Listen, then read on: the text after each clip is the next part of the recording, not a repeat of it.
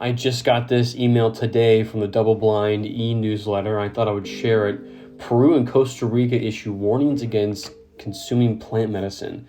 The rest of the article goes on to state that the U.S. Embassy in Peru issued this warning to American tourists, telling them to avoid consuming ayahuasca and kambo. And then January 28th, right here, Costa Rica's Minister of Health issued a similar warning advising people not to consume ayahuasca or ibogaine at local retreats. Goes talk a bit more about in this article what the exact issues looked like and some of the interviews that they had with those who made this officials. And it says really thus far none of it's changing the tourism, which is great to hear. I think a lot of people have benefited greatly from it. I do think, and the next article I'll share in a moment kind of touches on this, there needs to be more accountability with the standard of these retreats in general. The going kind of perspective on it is you just don't always know what's going to happen when you go on these retreats. You can get some that are life-changing, magical, amazing, and others you can get are just someone in their, in an Airbnb, in some crowded space, not very ideal. That's just exactly what happened in this one. Right here we have an Oregon psilocybin retreat faces a lawsuit over alleged false advertising.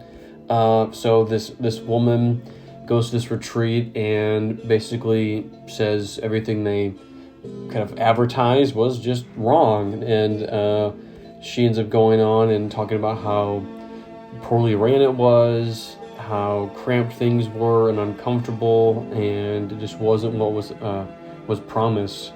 And so it I think hopefully this is a wake-up call for people to really double down on the quality of these retreats, because they seem to have gotten very expensive very quickly, and it's making it really only accessible to those with that sort of dispensable income to just see what happens. And I think this sort of medicine can really provide people a wonderful space to grow and to work with some of these mental frameworks that may be keeping them stuck or causing them issues. So I really hope that we're able to double down on the spread of these, the spread of the legalization happening on maybe some states and federal level. We can always push to at least be decriminalized, but I'm hoping that we continue as a collective to promote the positive and healthy uses of these plant and entheogenic medicines. Some say that the psilocybin mushroom market in particular its next doubling time will be 2031, which is just 6 years away. And I think more and more people are interested in organic, natural mental health solutions, and this is a great place to start, as it is one of the most effective antidepressants, anti-anxiety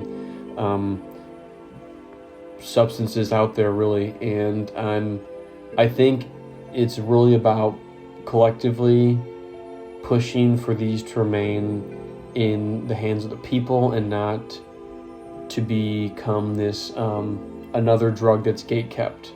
So I'm not saying this is not advice. This is not me telling you to go do anything.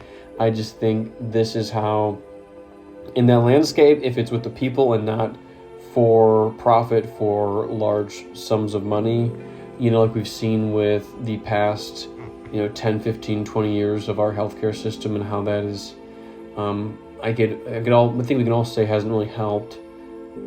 If we keep it amongst ourselves here and do it as a community, I can see some real benefit and health benefits happening and growing, and then subsequently growing as a community rather than growing the pocketbooks of a few people. So anyway, this is a little bit of update